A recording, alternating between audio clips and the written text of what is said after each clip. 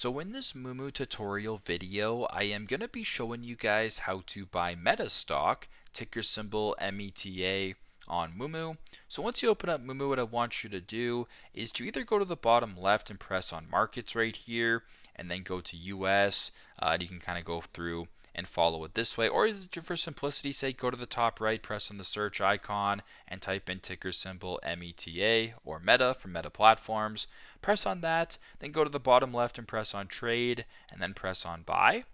Now once you're here, you can adjust the session, the order type, and the quantity. And once that is all done, go to the bottom and press on buy, and you can proceed this way. So very simple, very straightforward.